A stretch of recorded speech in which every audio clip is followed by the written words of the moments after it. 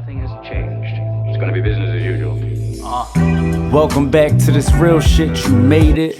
You're now tuned into the underworld's favorite. Left Philly, I demanded a trade. Went to the west, now it's conference calls. They see the vision.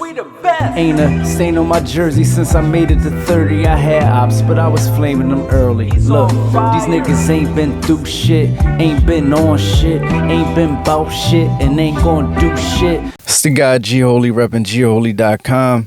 Thanks for tuning in. Thanks for everybody for tuning in. The last, you know, we going places. You know, we out of this world with this shit right now. You know what I'm saying? I'm putting out the best reviews. I'm doing the best hip hop work. I'm about to get more on the spiritual side. I'm gonna tune y'all in, but stay tuned. Listen, we gonna get into this retro review.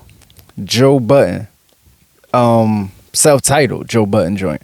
So first thing about this shit, man, why I wanted to like review this shit is because, you know, jump off, Joe Budden been through a lot in his time, you know, as a media personality, but I don't want people to forget that Joe was one of them niggas for real. Like, before the album even came out, you know what I mean? First time I ever heard Joe was on the joint with Fab, was on that, off of the Freeway and Seagull joint off the Clue album. The second Clue album was off.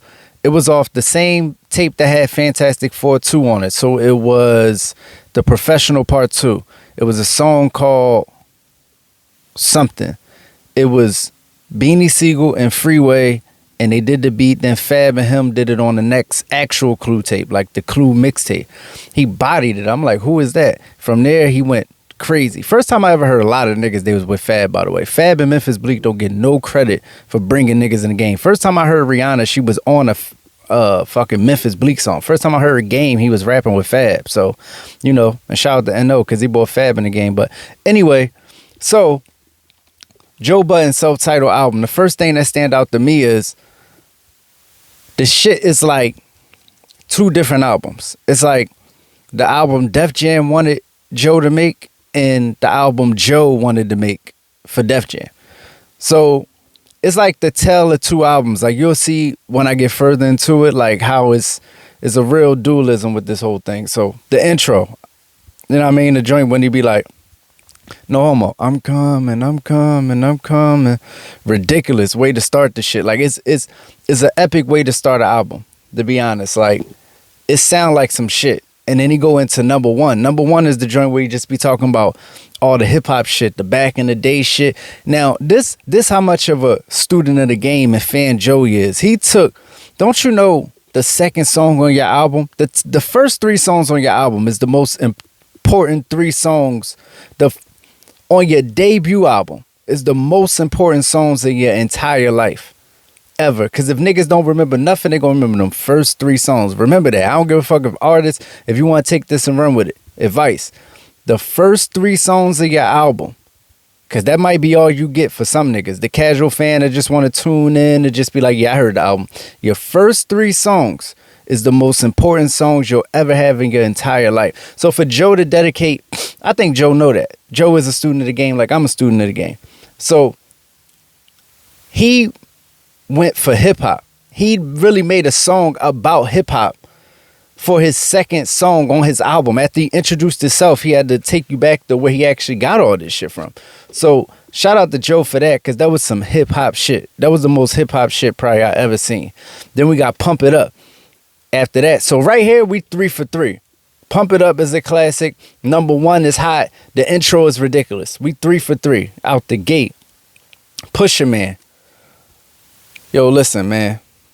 Pusha Man, one of my favorite Joe Budden songs, but it's one of my favorite songs of all time, man. Like, Pusha Man got such a vibe. Like, one thing about Joe, a lot of times on his album, he was going for like that 70s, that dark 70s vibe, or like that blues type shit. You get what I'm saying? The 60s vibe. Like, Joe is like a old soul. Like, you know what I'm saying? Joe was what, like 22, 23 on his album or some shit like that? And the way he was, the type of soul he was coming with was ridiculous. You Ain't Gotta Go Home. Dope ass joint. It's like we 5 for 5 right now. Right now. Beginning of the album. You Ain't Gotta Go Home. It's like a more up tempo, like could be a party record, could be a club record, but it's the way they set up the actual rhyme schemes, like the way they set up the you ain't gotta go home, but you gotta get the dope. Walk With Me. Walk With Me probably the top 3 song on the album. And this is where I want to stop at and just make a note. This is how I know that Joe is the predecessor for Drake. Because Joe was the first nigga, mind you, this is before niggas want to give Kanye all this credit for being just a little introspective with songs like Jesus Walks and All Falls Down and shit like that. Joe was that 4 or 5 years before Kanye. Ever since I heard Joe, he was the same artist. And Joe didn't fit the gangster rap mold, but they ain't know what to do with him yet. So he was still a little gangster because he a fucking street nigga from Jersey that's a fucking junkie. But still, he was real introspective with his shit. And I think Drake took that angle from him. Mind you, Joe also sings. He sings this entire album, by the way. Like, so, and it's evidence of this shit. Like, you can go online, you can go to Joe Budden TV, because I was following Joe Budden TV, and you can see Drake saying, I'm happy, I'm honored, I'm honored to be around you, man. This is the first time. Yo, come on. Okay, so I can't be honest on your network here. I can't be honest to your fans and say I'm honored to be around you. Say that in vain. He's one of the best. You know that, right? What up? I said, don't say it in vain. You know he's one of the best. Nah, that's how I feel. I believe him when he says that. yo, this man is one of the best. Da, da, da, da. Drake know what it is with Joe. I feel like Joe is the predecessor for Drake. Now, is he the direct predecessor? No. The direct predecessor is Kanye. But Drake was aware of Joe also. You get what I'm saying? So he started formulating the style from that. And then Kanye broke through the doors like, all right, you ain't got to be a gangster. You could just be this. And he came behind the mold of that. But it really started from Joe on a musical level. So anyway, Walk With Me, super dope. She Wanna Know with Lil Mo. That's my shit. That's my shit. She Wanna Know with Lil Mo. That's my shit. I wanna know if you wanna be my. It's a little too radio. You know what I'm saying? But once again, Joe, come on. Joe, this is damn near a duet on the hook. This is Drake shit. I'm telling you, he's the fucking blueprint. But anyway, then you got Survivor. Survivor is a song, and then peep this. In 2002 or whenever this shit came out, Joe Budden, the fuck is that? Joe Budden is singing the entire song. Like, it's like he don't rap on this song, by the way. He does not rap on this song. He's singing an entire song. So, where you ever heard that before this? Before the Joe Budden album, track number, what is this? 8, Survivor. When you ever heard a rapper sing a whole song? Maybe I'm wrong. Maybe you account She's Just a Friend or something like that. That had rap verses. I never heard it. I never heard. Maybe I'm wrong. Correct me if I'm wrong, but Joe sing this whole song. He only rapped like 2 bars at the end. Probably like 2 bars he rapped. You know what I'm saying? So, anyway. Boom. Then we got Fire featuring Busta Rhymes. This is the first time that this shit kind of trail off a little bit. I'm not gonna lie to you. Like Fire is cool, but it's not it. It's not it. It's kind of downhill from here. See, this is what I'm saying. This is the Def Jam part of the album. This is the Def Jam part of the album. Like, I'm sure Def Jam liked Pump It Up, but I don't think he made Pump It Up. I think he knew Pump It Up was going. Matter of fact, he told that story of Pump It Up. He didn't really. He knew what it was, but he ain't know like that. But Fire, featuring Busta Rhymes, that's not my favorite song. Let me just make this statement loud and clear. Jersey's here. No. My. This is the most forgettable song in life's history, in the history of man. And if I'm talking about when you go to Egypt and to see the shit on the walls, like, it wasn't those songs back then that was this forgettable. Like, everybody knew the Pharaoh's tracks more than this. Like, it was like, it's not even trash. It's just so forgettable. Like, I don't even know how this shit go right now. Like, I listen to this shit 3 times today in just preparation, just to remember this shit, and I still can't remember that song. That's the worst 112 hook in the history of existence. Focus. You know, that was a mixtape classic. That's my shit. You know what I mean? It ain't great. It's not the greatest song. It's not the worst song. Give Me Reason. Dope. Not the greatest song. Not the worst song. Between Focus and Stand Up Nigga is like, or Stand Up Nooka, because Joe, I don't know. Joe was on some shit back then. That was his shit. Nooka, Nook. I don't know what a Nooka is, but Stand Up Nooka, Give Me Reason, and Focus was like just cool joints. You know what I'm saying? It was just cool shit that could have been on mixtapes. Focus was a big mixtape track. But then we get to 10 minutes. This when the shit starts turning back. This when the album starts turning back. 10 Minutes is one of the most revolutionary songs you'll ever hear in your life, man. It was mind-blowing hearing this shit as a motherfucking, 13-year-old and shit like that. It's like, this nigga rap for 10 minutes. He keep you engaged the entire time. He talking about some shit the entire time. Joe, that's what I'm saying. Joe got a way of making you feel his pain, even though you will look at him like he's so fortunate. Drake do the same as that. No matter what position Drake get in, he always got this dark take on his life. And he get that angle from Joe Budden. I'm telling you, and this come from the Joe Budden album. That's why this album's so revolutionary.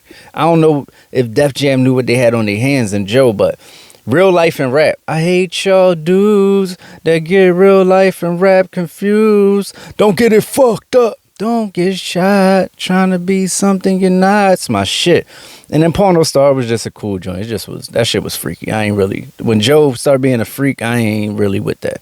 So we got the first 8 songs just straight bangers. We got 3 joints in the middle that ain't it. They ain't none of them it. They all not it. 3 joints that's cool. 2 joints at the end that's super fire. 1 song that's revolutionary. And then the last joint, Porno Star, is just... But I don't remember Porno Star in real life and rap. I thought my tape actually ended with 10 minutes. But them 2 could be bonus tracks. Maybe not. Maybe, I don't know. But anyway, dope ass debut album, man. Just to, I did all this, man, just to say, man, don't forget about Joe the artist. And also, this album could have been a classic if it wasn't for Def Jam or just a label, period. And also, just looking back at it, it was some things that people took from this and expanded on it and kind of made careers out of it, man. There's no other way to put it. So Joe Budden's self-titled debut, I forgot what I gave this shit, to be honest. Like, I ain't had no real rating for this shit. I did, but I don't want to say it right now because my ratings be calculated. So I don't know. Just off the top of my head, I'm looking. Let me see. We go 7. We go 7 too. 7. Nah. What we do? We do 7. We go 7-4 to 7-7. 7-4 to 7-7, man. Cause one thing that's solid all the way through is the rhymes is dope. They ain't like super spectacular. He actually spit a lot of doper shit on mixtape shit. But the rhymes is solid all the way through. And like I said, Joe Budden got this superpower where he keep you engaged the entire time he's rapping. So like it don't feel like this shit only got, look, 1 feature from Lil Mo, another feature from 112. They singers. And then Fire got, this shit got 1 other rapper on it. And it just, if you could hold it down for 17 tracks with just 1 other rapper on there, you a hell of a rapper, bro. You a hell of a rapper. You see how niggas give it up when they be doing these albums. Yeah, it'd be 20 tracks and 46 features. Yeah. So, yeah, man. Like I said, don't forget about Joe Budden, the artist. This ain't even the best of Joe Budden. Now, when I sit there and do mood music too, we gonna get some motherfucking 40s, nigga. We gonna smoke some motherfucking wet, and we gonna get right. And you feel me? We gonna do all the shit Joe do, nigga. We gonna, whatever he do, we gonna do. Whatever he was doing, we gonna get high, and we gonna, nah, I'm fucking with you, but we gonna check that joint out. We gonna check it out. So, yeah, if y'all want me to do more retro reviews, I got them. I did them on the page also. I got a Remy Ma, There's Something About Remy review. I ain't do it like this because I just start doing these like this. But it's like, you can hear my voice. I'm talking, and it's also on the website. Go on gholy.com for all this shit. We got the Remy review. We got mad retro reviews. Just go check it out on the site. But the next joint you want me to do, let me know. Like I said, talk to me. I talk back. It's the guy. Don't play with me. I'm wearing my Dream Team merch right now.